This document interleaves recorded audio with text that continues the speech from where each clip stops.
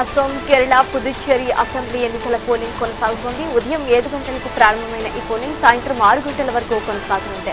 Polling కేంద్రాల వద్ద vote వేసేందుకు ఓటర్లు క్యూ కట్టారు. ఇక కేంద్రపాలిత ప్రాంతమైన పుదుచ్చేరిలో 30 స్థానాలకు పోలింగ్ జరుగుతోంది. 294 మంది అభ్యర్థులు బరిలో ఉన్నారు. ఇక్కడ 9.50 లక్షల మంది ఓటర్లు తమ ఓటు హక్కును వినియోగించుకోనున్నారు. అయితే ప్రధానంగా ఎన్డీఏ ఇండియా కూటమి మధ్య పోటీ నెలకొంది.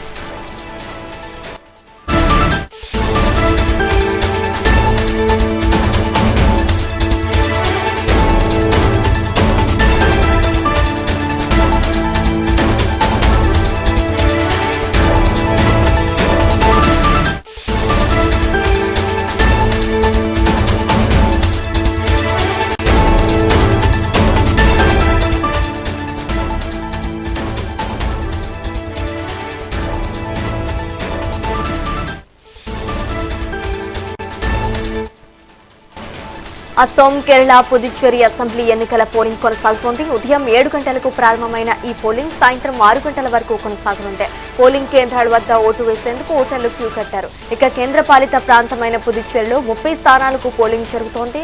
294 మంది అభ్యర్థులు బరిలో ఉన్నారు. ఇక్కడ 9.50 లక్షల మంది ఓటర్లు తమ ఓటు హక్కును వినియోగించుకోనున్నారు. ఇక ఇదే అంశానికి సంబంధించి మరింత సమాచారం మా కరెస్పాండెంట్ ఉషా అందిస్తారు. ఉషా, చెప్పండి, పోలింగ్ సరళి ఎలా కొనసాగుతోంది, అదేవిధంగా ఎలాంటి భద్రతా ఏర్పాట్లు చేశారు?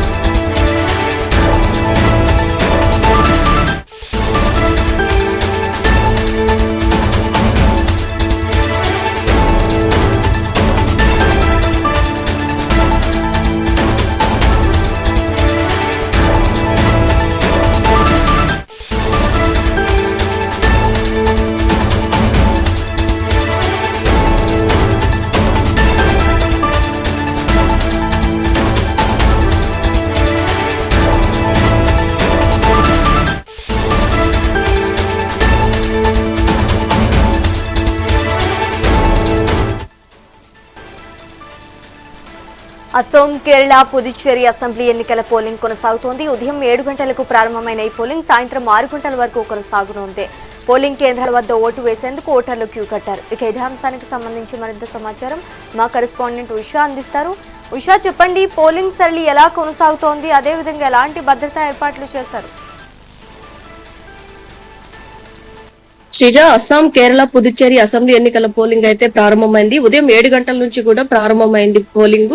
సాయంత్రం 6 గంటల వరకు, ఉదయం 7 నుంచి 6 గంటల వరకు కూడా పోలింగ్ కొనసాగే విధంగా అయితే అధికారులు అయితే ఇప్పటికే ఏర్పాట్లు అయితే పూర్తి చేశారు. పోలింగ్ కేంద్రాల వద్ద ఓటు వేసేందుకు వచ్చేటటువంటి క్యూ లైన్లను కూడా జాగ్రత్తగా పరిశీలించారు. ప్రస్తుతం అయితే పోలింగ్ కేంద్రాల వద్ద భారీగా బలగాలను కూడా మోహరించారు. అస్సాంలో ఓటర్ల సంఖ్య చూసుకున్నట్టయితే పోలింగ్ బూత్లకి సంబంధించి 31,490 ఉన్నాయి. కేరళలో 30,495 పోలింగ్ కేంద్రాలు ఉన్నాయి. పుదుచ్చేరిలో 1,099 పోలింగ్ కేంద్రాలు ఉన్నాయి. మే 4న ఓట్ల లెక్కింపు జరిగే అవకాశం ఉన్నట్టుగా అయితే తెలుస్తుంది. 5 రాష్ట్రాల ఎన్నికల్లో భాగంగా మొదట ఈ 3 రాష్ట్రాలకి సంబంధించి ఎన్నికలైతే హోరాహోరీగా ఇప్పటికే క్యాంపెయినింగ్ లో కావచ్చు, అలాగే స్టార్ క్యాంపెయినర్ గా కేరళకి సంబంధించి సీఎం రేవంత్ రెడ్డి పర్యటన కావచ్చు, పుదుచ్చేరికి సంబంధించి అటు బీజేపీ హవా కావచ్చు, అటు అస్సాం కి సంబంధించి కావచ్చు, మొత్తం మీద చూసుకున్నట్టయితే ఈసారి జరగబోతున్నట్టయితే ఈ 3 రాష్ట్రాల ఎన్నికలు ఏవైతే ఉన్నాయో ప్రతి వ్యక్తి కూడా డూ ఆర్ డై అన్నట్టుగా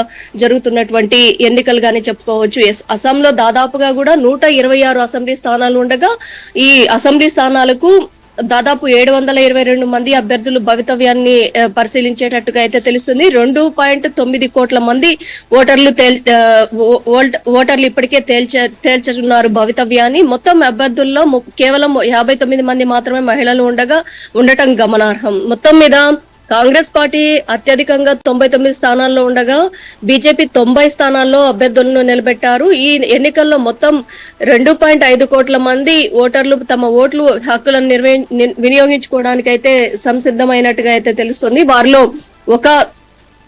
1.25 కోట్ల మంది మహిళలు ఉన్నారు. 6.42 లక్షల మంది తొలిసారి ఓటు వేయనున్నట్టుగా అయితే తెలుస్తుంది.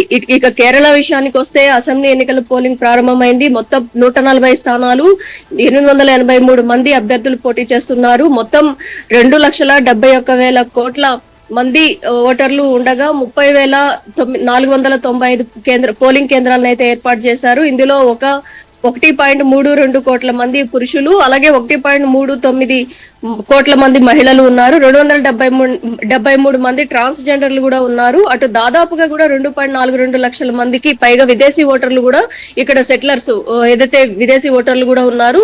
ఈ ఎన్నికల్లో ప్రధానంగా ఎల్డీఎఫ్, యూడీఎఫ్, ఎన్డీఏ కూటముల మధ్య భారీ పోటాపోటీ అయితే జరగనున్నట్టుగా అయితే తెలుస్తుంది. కేంద్ర పాలిత ప్రాంతమైనటువంటి పుదుచ్చేరి యూనియన్ టెరిటరీలో దాదాపుగా కూడా 30 స్థానాలకు గాను పోలింగ్ జరగనుంది. 294 మంది అభ్యర్థులు బరిలో ఉన్నారు. ఇక్కడ 9.50 లక్షల మంది ఓటర్లు ఉన్నారు. ఇక్కడ మొత్తం చూసుకున్నట్టయితే 9,48,977 మంది ఓటర్లు ఉండగా అందులో 4,45,761 మంది పురుషులు ఉన్నారు. 5,376 మంది మహిళలు ఉన్నారు. 140 మంది ట్రాన్స్జెండర్లు ఉన్నారు. అయితే ప్రధానంగా ఎన్డీఏ ఇండియా కూటమి మధ్య పోటీ నెలకొననుంది. మొత్తం పోలింగ్ కి సంబంధించి 3 రాష్ట్రాల్లో కూడా అటు ఎలక్షన్ కమిషన్ కావచ్చు, లోకల్ స్థానికంగా ఉన్నటువంటి అధికార పార్టీ కావచ్చు, ప్రతి ఒక్కరు కూడా ఈ ఎన్నికల్ని ఛాలెంజింగ్ గా తీసుకొని బరిలోకి దిగుతున్న నేపథ్యం అయితే కనిపిస్తోంది.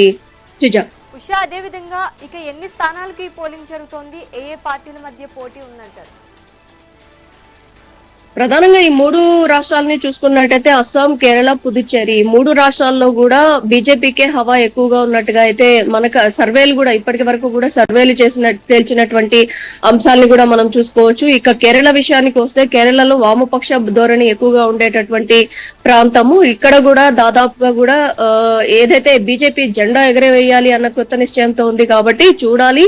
కానీ ఇక్కడ చూసుకున్నట్టయితే ఎల్డీఎఫ్ నాయకులకి అలాగే కాంగ్రెస్ పార్టీకి మధ్య చాలా వరకు కూడా పోటాపోటీ ఉన్నట్టుగా అయితే తెలుస్తుంది. ఇంకా అస్సాం విషయానికి వస్తే అస్సాంలో కూడా క్యాలిక్యులేషన్స్ చాలా ఏదైతే అప్స్ అండ్ డౌన్స్ గా ఉన్నట్టుగా అయితే తెలుస్తుంది. అస్సాంలో కూడా దాదాపుగా కూడా బీజేపీ పాగా వేయాలన్న నిశ్చయంతో ఉన్నట్టుగా అయితే తెలుస్తుంది. ఇంకా పుదుచ్చేరి విషయానికి వచ్చేసరికి పుదుచ్చేరిలో కూడా వాతావరణం చాలా వరకు కూడా లోకల్ పార్టీకి సంబంధించి అటు బీజేపీ కూడా ఇటు చాలా వరకు కూడా ఈ 3 రాష్ట్రాలకి సంబంధించి కూడా అలయన్సెస్ లో ముందుకు వెళ్ళాలి. లోపాయకార ఒప్పందాలతోనే బీజేపీ ఈ ఎన్నికల్లో బరిలోకి దిగినట్టుగా అయితే మనకు అందుతున్నటువంటి సమాచారం. అటు సర్వేల రిపోర్ట్ చూసుకున్నట్టయితే కూడా సర్వేలు కూడా దాదాపుగా కూడా ఇంటర్నల్ గా బీజేపీ సపోర్ట్ తోనే అటు కొన్ని పార్టీలు ముందుకు వస్తున్నాయి. చూడాలి ఈసారి మెజారిటీ దాదాపుగా కూడా ఏదైతే ఏదైతే ఈ అలయన్స్ ఏదైతే ఉందో ఈ అలయన్స్ లో ముందుకు వెళ్తున్నటువంటి పార్టీలకే భారీ మెజారిటీ వచ్చే అవకాశం ఉన్నట్టుగా అయితే తెలుస్తుంది. Sreeja, right, thank you.